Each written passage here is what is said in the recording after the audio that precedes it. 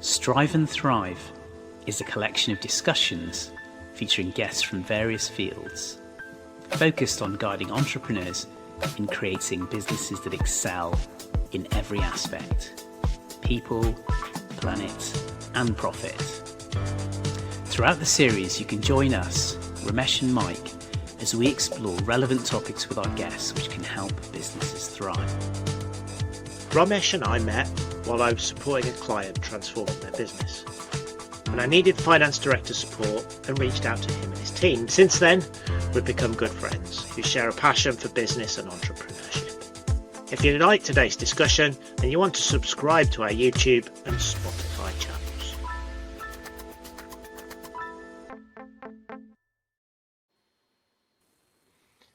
Hi everyone, and welcome to today's latest episode of Strive and Thrive with Dan Davies, founder of IBDM. Dan, thank you for joining us. Thank you, no problem. Right, let me do a quick introduction. Dan and I have worked together now for probably over 10 years on some really interesting projects, predominantly in defence, but these have included projects where he's used AI to chase me around the Salisbury town centre,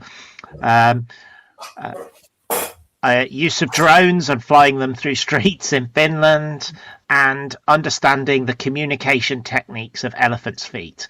So the types of projects that Dan and I have worked on have been fascinating, in early innovation, and really interesting.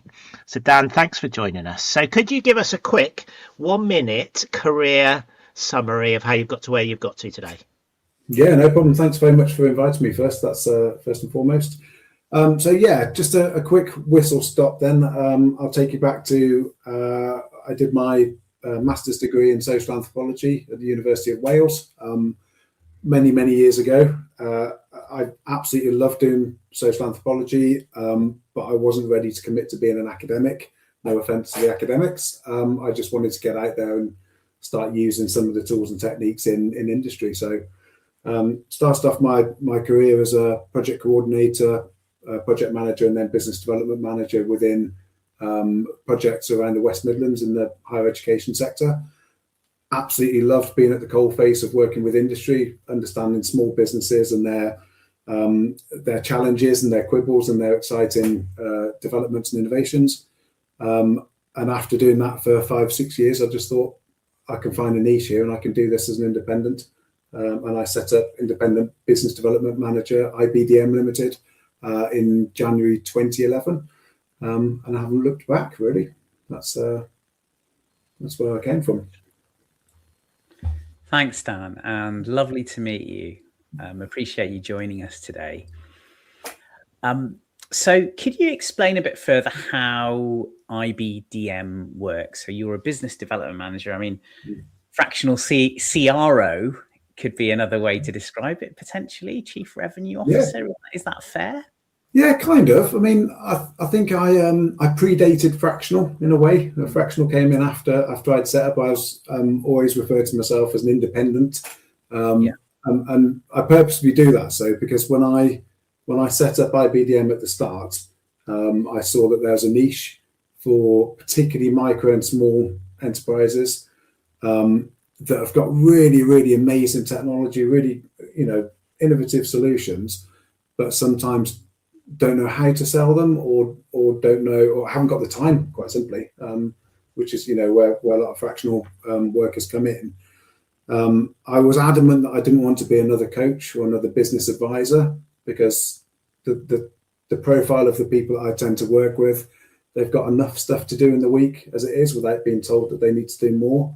So I was much more comfortable going into the company, usually with the founder, with the CEO, understanding what they've got and then going out and doing it for and with them, rather than saying you could do this or you could do that. So I don't really mind what my job title is or what I'm called, but the fundamental is that I sit alongside the company, and I can cover a lot of ground for them. And that's to specifically help grow their sales and revenue. Yeah. Sniper focus really. I mean, you give me a new product or a new solution that either you want to test a new market with or you want to expand the market. I live and breathe it, and I go out and sell it and position it. So it's not a sales job really. I don't see that I do sales, funnily enough. I think it's positioning, and it's matchmaking, and it's relationship building, and it's strategic partnerships. But it's all for that single focus of helping that company to grow their revenue through contracts or through sales.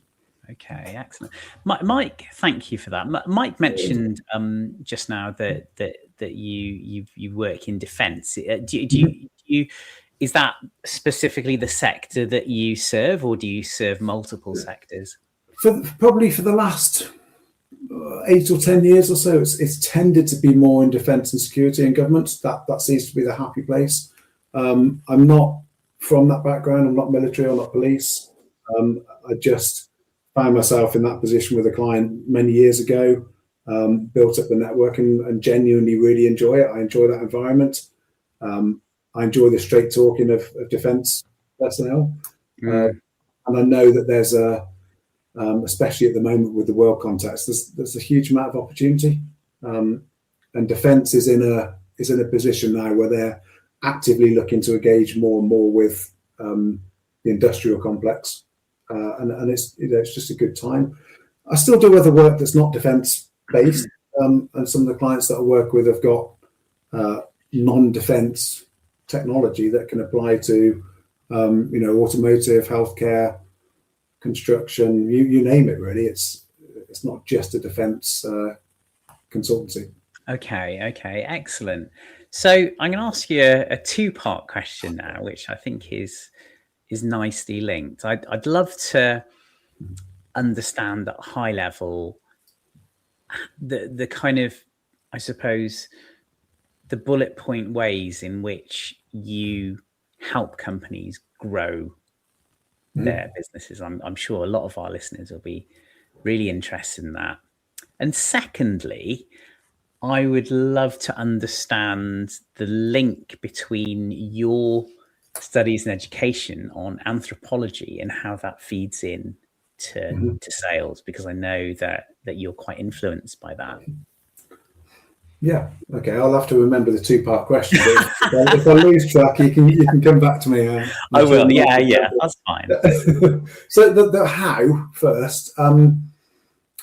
I always describe myself as being really nosy when I meet new clients or when I talk to people about what I do, and I genuinely do mean that in a good sense. And I think the theme that runs through all of the work that I do as a BDM is constantly asking questions, constantly searching for new opportunities, and lifting stones up and see what I can find. And that's sometimes the bit that the clients that I work with just haven't got time to do. They're so busy running the business, so busy doing business as usual, they haven't got the time to do that. And that's my role. I go out in a defense sense, it could be called a door kicker. I'm going in and I'm opening up the avenues and seeing what's there.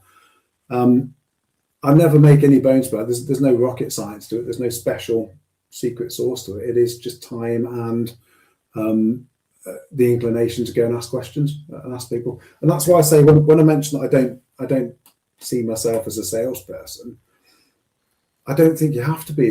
If I can understand what the client is offering and what their solution is, and then I can find somebody that wants that or might want it, I'm just introducing two people who've got a supply and demand at that point. There's no hard sales. There's no twisting of the arms to say you need to buy this, because we've all been on those conversations where somebody's trying to ram something home and you're saying, listen, I don't need it. I don't want it. You're never going to get a sale. So I think you can shortcut most of that and just have a common sense approach and find people that genuinely need what you've got to offer. So most of it is network is really important. I was just about to say, you must have a big network. It's really, really important to maintain it as well. So I never ever want to be the person that only gets in touch with somebody when I need something. It's not how I work. It's not how I like to be treated by other people. I genuinely like conversations, and me and Mike go back years, and we've bounced a huge number of ideas past each other, and we've introduced ridiculous ideas. Yeah, and we, it's not just a network as in X 100 or X thousand of people. It's really quality people that trust me for what I do, and I trust their judgment when I take something to them. So that will probably link into the second part of your question about the anthropology in a moment. But just being able to understand different markets, the directions that they're going, what the challenges are, what people need, makes my job a lot easier, because then I can present things to them that they're already looking for. Absolutely. I'm going to come back to the network thing because I'm quite interested in that. Okay. That's brilliant. But I'll let you answer the second part of the question. The second, I mean, this is the bit where I could bore you both to tears with anthropology, and I really will try not to. But it is, it's something that I've just been enthused with since my university days. Really, that must be 20 or so years ago when I did my master's in social anthropology, and I sum that up as about, again, it's inquisitiveness. It is trying to look at the world and trying to look at people and cultures, almost with a childlike gaze. You're trying to look at something new for the first time, and that can be really difficult, because when you've been in a company, or you've been in a situation for so long, you take so much stuff for granted, and you don't actually see it anymore. It's just there and you don't see it. One of the things of being an independent or fractional and coming in alongside and with clients, you can maintain that distance, and you can see that you can see the newness and everything, where potentially the principal in that company doesn't anymore, because they've lived and breathed it. As an example, I'm working with an aviation company that, I've got 40 plus years experience in the aviation community. They know, they've been there, done it, got the t-shirt for everything you could imagine for aviation, but they will only look at the world through that lens. They can't look left and right of it and see what else there might be.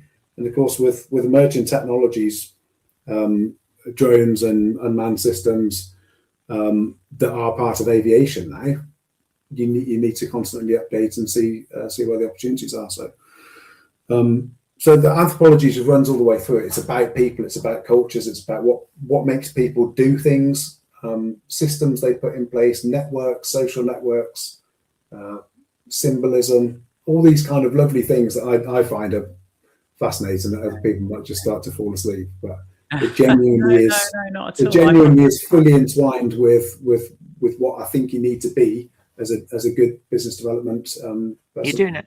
You're doing a PhD now, though, aren't you, Dan, in anthropology? What is it specifically? I'm doing, because I wasn't busy enough, Mike. I decided to now the family's a bit older. I always knew I'd go back and do a PhD. I definitely wanted to do it, but it was finding the right time. I had a young family, had a business to run that was fairly early stage, and I just couldn't commit to it. But a few years back, I'm 3 years into a 6-year part-time course with St Andrews now, and it dovetails so well with the business. I'm doing the focus area loosely is technology, innovation, and futures in the UK defence. So I'm very much looking into the same pool that I'm working with for client for IBDM, which gives me really good access into the communities that I know and understand. So yeah, it's really good, but the two things are so closely entwined. So what I'm getting is kind of, sorry, Mike. What I'm getting is kind of observation, understanding, curiosity, and judging people in the room, or sorry, not judging, understanding what's going on in terms of behaviours. Yeah. That's very interesting. And Mike, if I may, before I hand over to you for the next set of questions, if I can just ask more about the networking side of things, Dan, because I'm a real believer in networking. We've had a good episode on earlier on in our podcast series with Stefan Thomas about the power of networking, also Peter and Sarah Moles. And actually, I think you can create opportunities, but I liked what you said about building meaningful relationships. It's not just a case of kind of a scattergun approach, is it? It has to be deeper than that. Yeah, I think showing my age now, but with social media and things, when they came along, there was there's kind of an inflection point where the concept of friends or networks or contacts changed a lot. And it almost became a race to try and find as many people. It was like a Pokemon hunt. Try and find as many people as you could to be your friend or your contact, and your power became, a metric. There's a number. I've got 10,000 contacts on LinkedIn, so that's a brilliant network, isn't it? And I've never subscribed to that. I think there's, this will upset people. There's a vanity in that kind of approach, and that the biggest network is the best, and it genuinely isn't. I've got now, I'm not going to put a number on it, but a core number of people in different industries that know me and trust me and hopefully like me, and I reciprocate and do the same. So it means when I pick up a new client and I've got a new brief to kind of sink my teeth into and really immerse in it, I've got people that I can go and sound check it with. So I can if it's a cybersecurity brief, I've got people that I can say, listen guys, this is what I'm working on now. I think it might be quite good, but what do you think? And then, again, there's no sales about it. It's positioning something that I think I would genuinely value your feedback. And the more you do that, and the more quality that is, the more trust is involved, and they know that you're not a time waster and you're only bringing something because there's genuinely something there. And that for me is network. And then I reciprocate. I get people come to me and say, what do you think about this? Can I introduce this to you? And it's based on years of trusted relationships, and that means a huge amount. If you compare that to somebody that just sends you a connect message on LinkedIn and say, can I connect because I want to sell this to you, your defenses go up and it just doesn't work. So yeah, no, it's music to my ears. I mean, I kind of blend, I suppose, a little bit of both, so I do have reasonable, or the FT consultant, we have a reasonable following, but actually it's the deep relationships that you can cultivate within that, and with the people that you meet virtually or in person on a on a basis that's more than once. I think you identify people you connect with and you share values with, right, and then you kind of pursue that. I see it as planting lots of seeds, but having to go back and water those to nurture those relationships. No, I like that. Yeah, I like that. And that blur, there's definitely a blurred line between people that you meet physically face to face and people that you meet online. And I think a huge amount of that changed with COVID. During the COVID years, when everybody had to kind of take a step back and not see people physically anymore, there's a big shift in terms of how that affected business and networking. There's people in that trusted network that I've got I've never met face to face. Genuinely haven't, but I feel like I have. I've spoken to them so many times and shared knowledge and done things with, and those sometimes are just as just as powerful connections as those that you've been going to breakfast network every Wednesday morning at 8:00 and eating mornings. So there's definitely the whole COVID years were you've probably done it to death on the podcast, I don't know, but they were game-changing years in many ways. There's an anthropologist that wrote a really good book, Gillian Tett, and she wrote Anthrovision, and some of that is about the COVID years. Absolutely fascinating and well worth a read. Really good. Oh, excellent! Yeah, I'll check that out. Mike, what's your approach to networking? Working with people like Dan, I think I'm one of his little network people, and we have little WhatsApp chats probably once every 2 or 3 weeks on ideas, opportunities, and I think that probably sums up how I know Dan and how I work through people like yourself as well, Romesh. It's not really a formal network, it's more of an informal network, but there's probably a middle ground of a word where it is slightly more formal because you actually know who your go-to people are. And so and for me that's the model I take in terms of engaging with networking and working on ideas. And I think some of the areas Dan and I have worked on, we've worked in defense in some fascinating domains, and we've seen opportunities, and then suddenly we're talking to researchers in the US about their technology for sniffing sort of soil samples. And then we're working out with them how we're going to work with an AI company who we know, and we're trying to put them together into this new value proposition. If I was to give an example of how working with Dan is like, that's kind of a good experience or a good example. Hectic. Yeah, hectic and chaotic. And you've got to turn it around in a week. Yeah. But it is those kind of things. It's the observation of seeing, and admitting where the gaps are, either in knowledge or technology, and then going out and finding people that can fill them. You're predominantly, Dan, and you touch on this with your PhD subject, but you're predominantly in early research, right? Not early research, early technology ideas. Even if the companies are mature, you're playing in the new technology ideas. Mostly, yeah. It tends to be either a well-established company that's thought of something, a new product or a new solution that's parallel to what they're doing roughly, and they haven't got the resource. The resource in the team's focused on their bread and butter business and what keeps the company going. But then they think of something else and they go, well, this could be pretty cool. Let's see if it works. So those kind of things.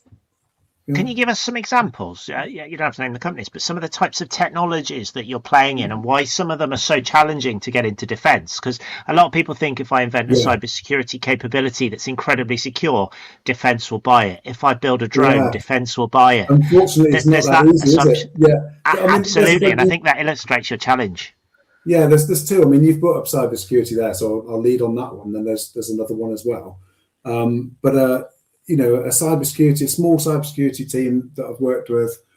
They've literally got the grey hairs on this. They've been there, done that, seen it all for everything to do with secure communications, secure software, and just coincidentally, really, in a conference 4 or 5 years ago, and they'll talk about this as well. They were presented with a challenge from defence, as it was at the time, for a particular focus area, shall we say, and just in the coffee break, they were stood there nicking the cookies and having a cup of tea, and it came to them. They thought, well, this would be a great idea. We could take this challenge on and we could do something, and that's where the idea was born. The innovation wasn't, because I think innovation is more than an idea. You have to do something with it and take it along. Scan ahead a few years, and they've now got a pretty mature solution. And in jargon terms, it would be technology readiness 7, maybe. It's right up to that point where it could be deployed and used in the wild.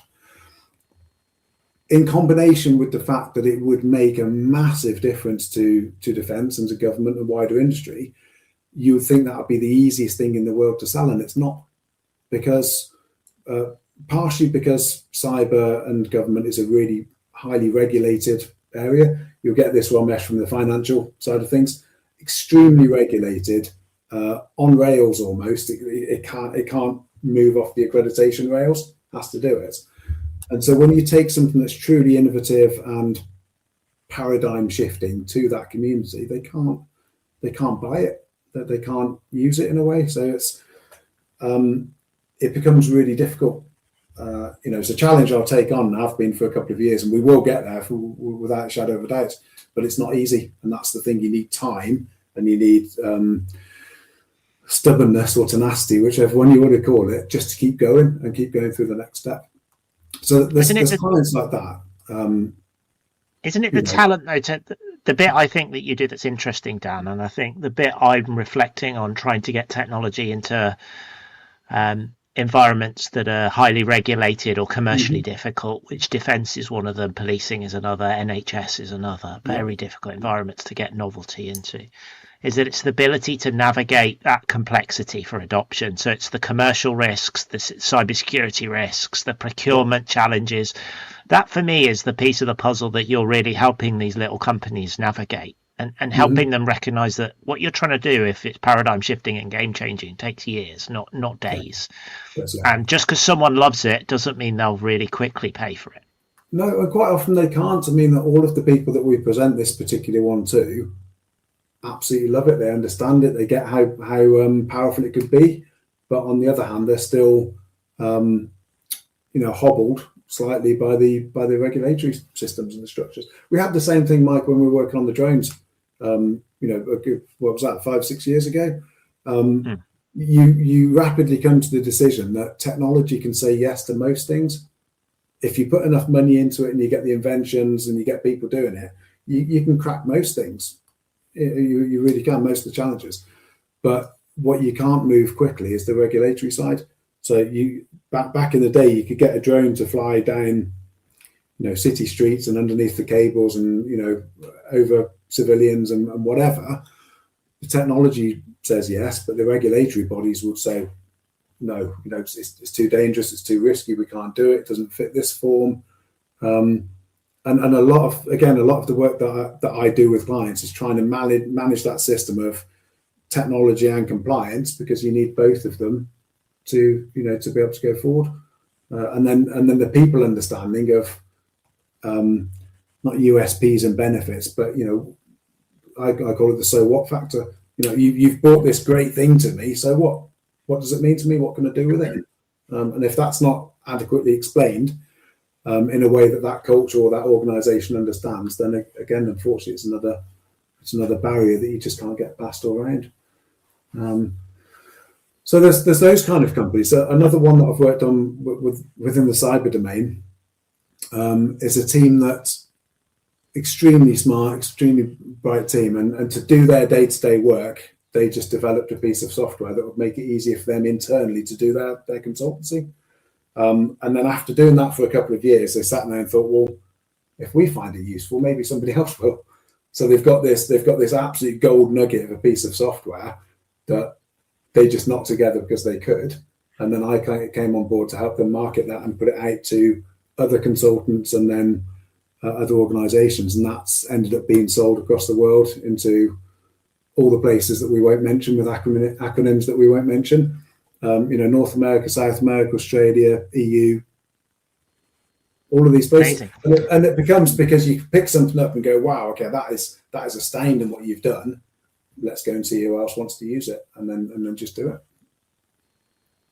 Really interesting. And with what you've learned from your experience of working with all these founders, businesses, small SMEs, and with what you've learned learning through your PhD, and you'll eventually get there after 6 years. What would be your recommendation for technologists, small companies who want to develop solutions and sell them into these highly complex regulated environments, such as defence or healthcare being the same problem? Oh yeah, good question. I think it's got to be that you've got to make sure that there's a need for it in the first place. I'm spending so much time on the PhD doing this because, again, not to bore you to tears, but the innovation journey or the innovation cycle of things presumes that because you've developed a whiz bang new gadget, that everybody's going to want it. And if there's no, the military always talk about demand signal. If there's no demand signal for what you've got, they won't take it. They can't. And within a really closed hierarchical system that military and police are, it's very, very structured. As an outsider, as a civvy looking in, it's very hard to even get those requirements because they just won't tell you. It's getting much better the last 10 years or more. They're getting much better at telling industry what their challenges are and what they want, but it's still difficult. So you end up almost innovating in silo. You're making something you think would be pretty cool, and then you're happy with it, and you take it to somebody and go, well, we're not asking for that. We want this.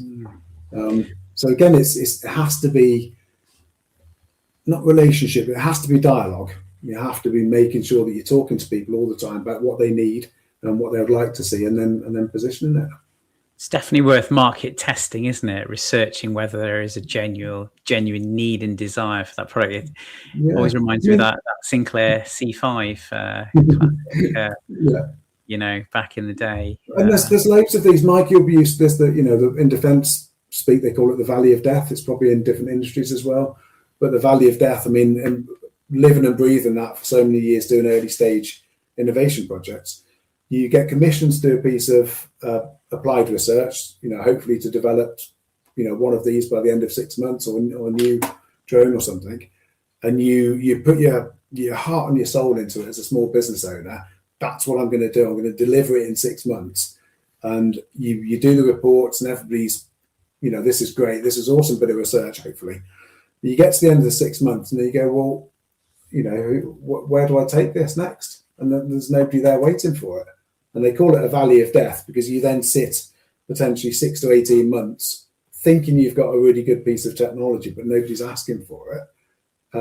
And you've got, as a small business owner, you've got to make the decision: do I keep investing in it, or do I leave it and move on to the next thing? And it's really, really difficult. So there's loads of those C5 Sinclairs out there for people who are making all manner of amazing things, but if they're not being coupled up with somebody that needs them, then they wither on the vine, don't they? Yeah.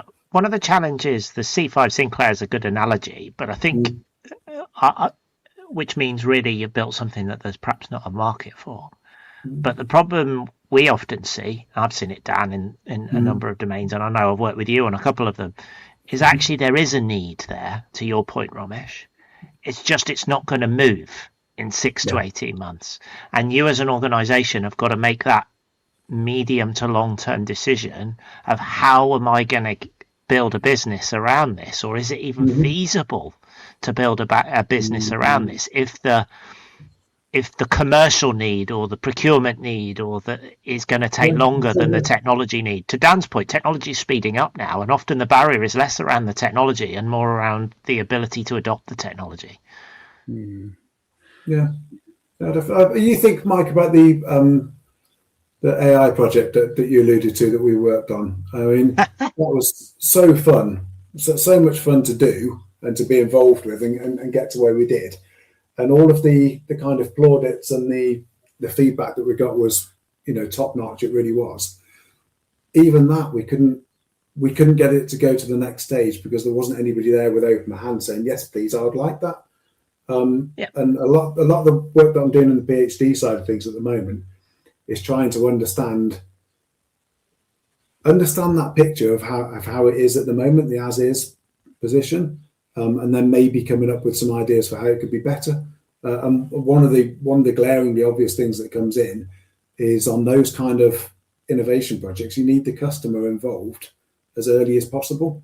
So you don't get to the point where you do the innovation for the sake of it, and then you get to the end of it and say, well, who's going to use it? And there's nobody there. It's just an empty room. If you've got that customer or customers in as early to the start as the commission of that project as possible, then they've got an incentive, one, to help you to nurture it along, and two, that they can do the handover at the end of it, so it goes into again in the military jargon, into the hands of the users. That's if I'm going to spend millions on an innovation project, I want to be able to recoup that for treasury purposes, obviously, but also because I want what it is that we've commissioned you to do. That's good. It's good insight, Dan. I work with a client that has been looking at innovation, producing, or providing additional services. And what they've done is they've kind of put together a suite of different ideas and taken that to their clients. And it's really been quite interesting because some of the things that they thought might be nailed on were not particularly attractive to clients and wasn't something that their clients were looking to pay for. And actually, by having deeper conversations with their clients, they unlocked other requirements. So I think there's a definite win in interacting with clients and with the market generally, right, and doing some research. Yeah, I mentioned the book that I mentioned earlier on, the anthropologist side of things. I mean, I'm too junior in my anthropology days to do any of this by any stretch, but there's a really strong and growing network now of anthropologists that embed with business. So, organizational anthropology or design anthropology. There's a really good podcast by Matt Arts. I'm not sure if you've seen that for his anthropology stuff. And the true value of that is having somebody embedded within your company or within your organization that can do all of that stuff. They can understand it and they can help you to position it properly. it's, there's the big company, Amazon's and Google, and they regularly take on anthropologists now to do that work. The military, particularly in North America, the military sector for anthropology is huge. I think it's the biggest employer of anthropologists. Not so much in the UK at the moment, but hey, we can work on it. Right. I think one of the biggest challenges is that with a lot of the companies I work with in the early technology space, it's that what's a customer? Mm-hmm. And we always assume if you have a retail hat on, the customer is the user. So you're buying something like a mouse that someone's going to use. Mm-hmm. Actually, when you're in these domains, the customer is multi-persona. Mm-hmm. The customer is a soldier on the ground, along with his battalion, along with the procurement agencies, along with the research agencies, along with the policy. You're into a kind of multifaceted customer world. Yeah. And that is a real challenge for SMEs. And it's often why the bigger primes win these wars when it comes to technology adoption into sort of more regulated spaces, because they're able to withstand that kind of organizational boundary on novelty. Yeah, that's a really good point in there, because the KYC in the financial world of know your customer means something. But when you're selling technology, it's equally important for different reasons. If I go back to the cybersecurity side of things that I've done before, you routinely on that side of things, you get multiple customers in an organization.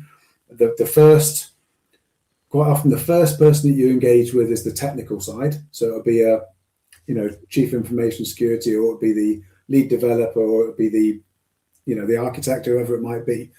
You need to show them what you've got and convince them that they need it and they like it. So that's fine. That's the technology bit. The amount of meetings I've come away from where my client will then go, yes, we've got it. He loved it. He's going to buy it. He wants to buy it. You go, well, hang on a minute. He's never going to buy it because he hasn't got the budget or the checkbook to do it.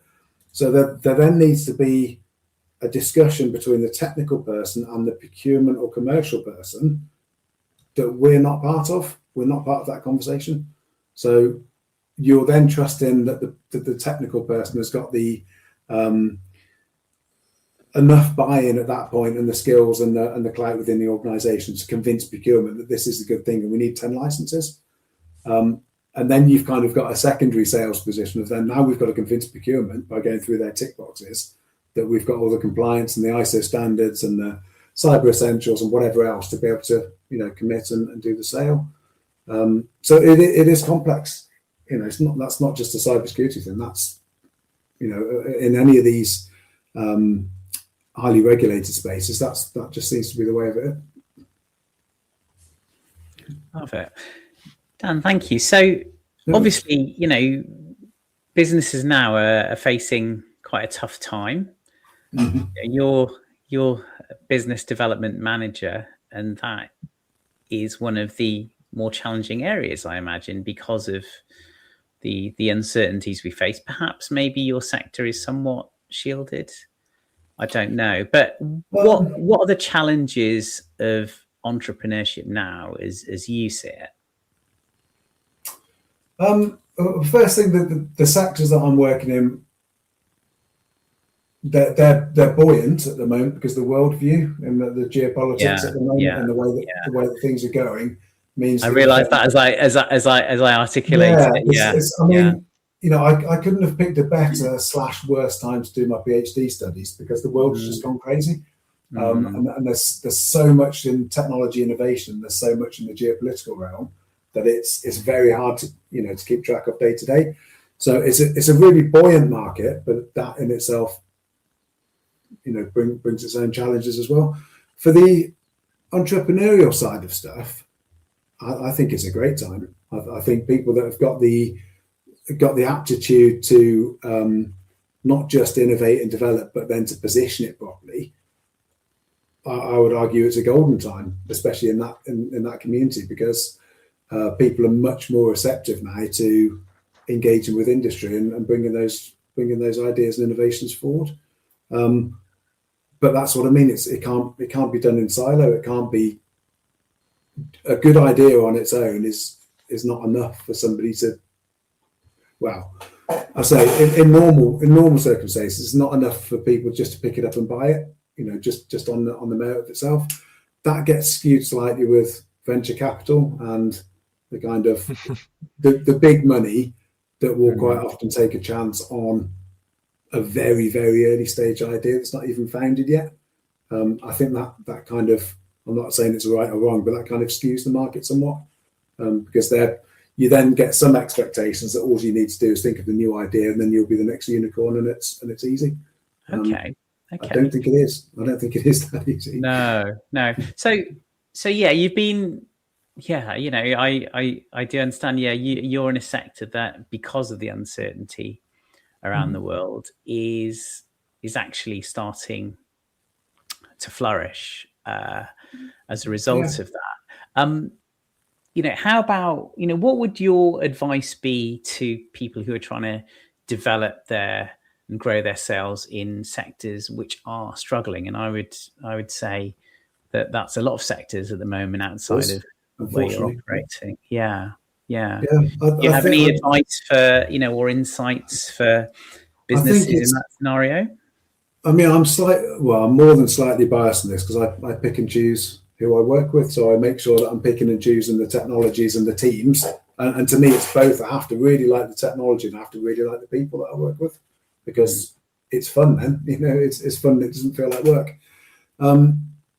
I think in some industries that are definitely feeling the pinch and feeling the pain now, we can all see them in the media. We know which ones they are. It's really, really difficult. A lot of it comes just down to pricing. Your proposition is based on whether you can do it cheaper than somebody else, and that's really difficult. I think what spans across all of them, regardless whether it's defence or retail or automotive or whatever, it's got to be relevance.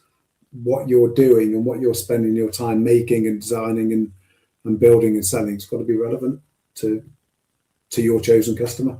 And if it's not, then it's just, and nothing stays still, does it? The customer that you had, I'll use that aviation example, the customer that the company had 20 years ago, it's very different to the customer now and what they expect and what they want.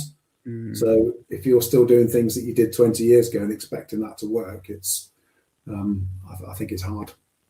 Okay, so it's kind of focus on ways in which you can add value and adapting to what. Again, we come to that. You mentioned uncertainty, which is one of my key themes in the PhD. Funnily enough, I should have it on a T-shirt by now.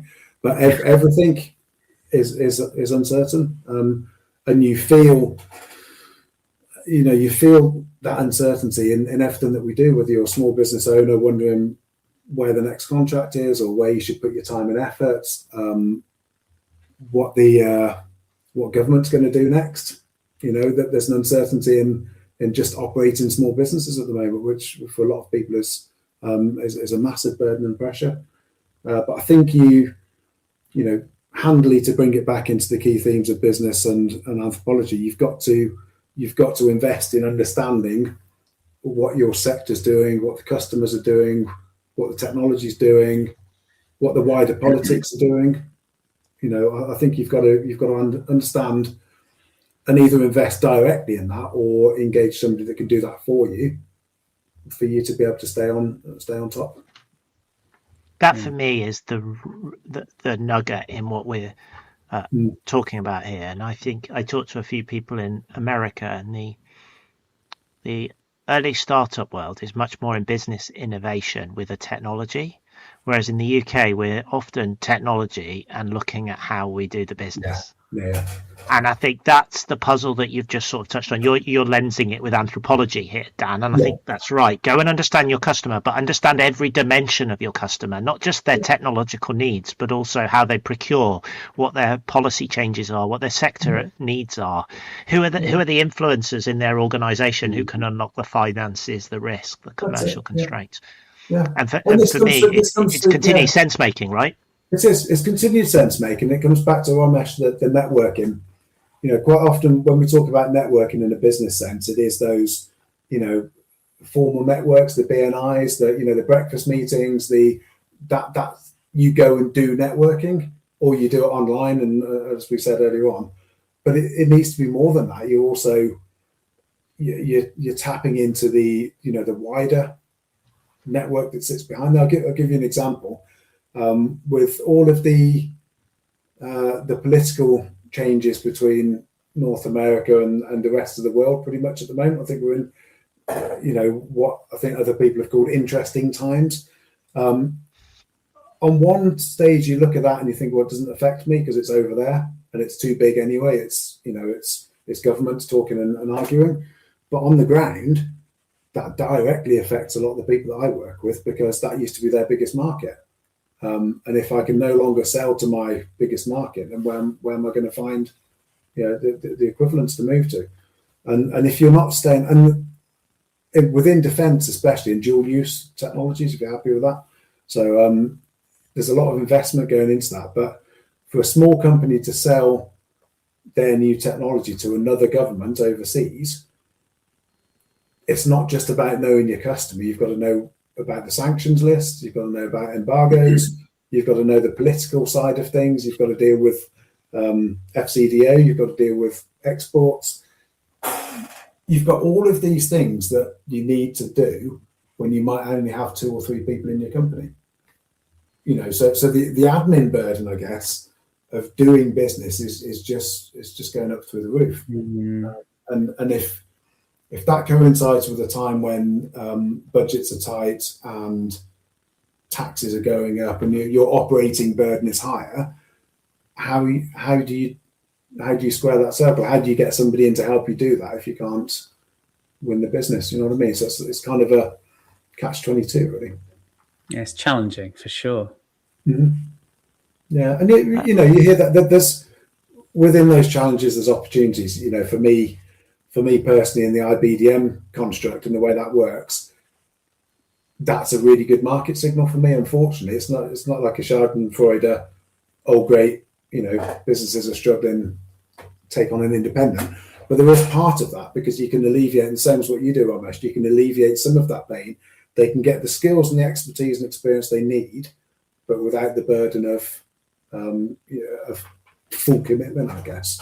And then as you travel down that path and you develop a market and you prove that there's a market for their product, they then make a decision to recruit a full-time BD, which I step back, or they continue on with a fractional scale up. What's your with IBDM, Dan, what's your entrepreneurial view of running your own business and how that's worked? Because we've talked a lot about third parties and the experience, but it's an emotional journey when you do it yourself. What's it been like for the last however long now? I can't do the maths in my head for you, but many years. What's been your entrepreneurial experience and how you've sort of pieced that together? And what's your view of the world going forward? I can honestly say I've loved it. I've loved every minute of it, and I continue to do so. I did set it up as a very selfish, me-centric model, which was I was always going to choose who I work with and what I do, and I think that's massively beneficial to me, but also to the clients that I work with, because they know that we're positively involved and it's not just something we kind of mess around at or play at. So fully dedicated to it when I take on a new brief. I've made the decision to keep it just me in the company, so I haven't got employees, and I chose that not because I'm nasty, but quite the opposite. I didn't want the burden of having to make sure there's enough money coming in to pay for employees when it's the world that we live in is very very bumpy, very up and down. I do want to scale up, and I'm doing that through a franchise network model at the moment. So I'm always looking for really strong, inquisitive BD people that want to do it themselves now and kind of have the benefits of being independent. It's been brilliant. I did it for the right reasons, I think, at the start, which was to focus on the bits that I like doing, which is with industry and with innovators. It also fit with having a very young family at the time. I wanted to spend more time with them rather than in the car. It's been great. Doesn't come without its problems or its challenges. It's hard. It really is hard at times, and you need a decent team around you, not employment team, but a decent network again of people that you can say, I've not faced this before. What do I do? And Mike, I'm sure you've had that many of times as well. I just don't know what to do. And as long as you've got trusted people around that you can just pick up the phone or email, then it's good. Yeah. So Dan, what does the future hold for you? What's next for you? Next, well, I'm a split personality at the moment with business and research, so they're both coming in. I've got another 2 years to do field work and analysis for PhD. So that's that'll be there by click of a finger by the way things are going at the moment. So I'll be focusing on that to get that done. Running IBDM alongside, and I've still got this. It's not a need; it's a drive to do the scale up. So find more people to build the IBDM network and get that moving. It doesn't need to be a big sprawling vanity project of hundreds of consultants. I'd much prefer to have a team of 5 to 10 really good quality people across the UK doing what I do and enjoying it than I would 50 or 100. So that's where the effort will go in. Try and find those people. Excellent. That's great. Really good. And continue working on the crazy projects with Mike. We haven't touched enough on some of our lunacy ideas that have been have been going on. But honestly, Romesh, it's been hilarious working with Dan. We've honestly worked with some genius PhD individuals who've got ideas of how they could use smelling through soils to detect missing bodies and drugs, and how we could turn that into a solution for drug dens and how that would work within policing. We've had the talents and ability Dan has brought to bear on what we're doing is the ability to quickly get those SMEs with the subject matter experts, with the business in a room and go, can we do this? And if we can do it, how are we going to do it? Yeah. And I think that's been some of the most fun work we've done over the last 5 years. Yeah, it's a combination of all the skills that you can find, and then really it's that fail fast thing, Romesh. It's stick people together, say, can we do this? If you can't, then move on. Don't keep going if it's not going to work. But when it does, it feels great. It feels great when you put all those things together and you can see that it's actually happening, and then you get funding. But the funding is for innovation. It's validation in terms of we think the technology looks good, but it's also a validation personally that you guys can do it. That there's a backing for you to say, we know you can get this done. So it's a nice feeling when it all works. It's great. There's a lot that don't work, and there's a lot that end up on the cutting room floor. A lot of crazy, wacky ideas, but some of them come good. One of the ones we worked on, we talked about the Salisbury AI defence project, and that idea, it hasn't gone forward in defence, but we're just talking to some big sales and marketing companies who are interested in exactly that concept. So it's amazing how you create the relationships, build the idea, but you have to innovate it in a different sector, even in a different approach, and you get some interest in different spaces. So such a fascinating period. So thanks, Dan, for joining us. I normally do a quick reflection, but I'm going to pass over to Romesh first. Have you got anything you'd like to raise? And then sort of I'll cover where I think Dan has added some insights to what we offer. Dan, firstly, thank you very much for joining us. Really good chat.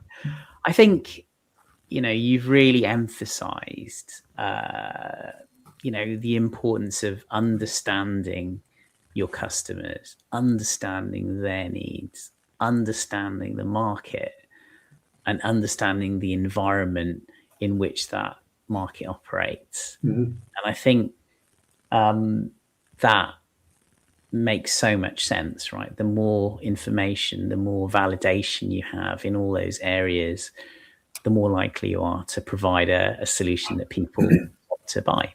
That's a good takeaway for me.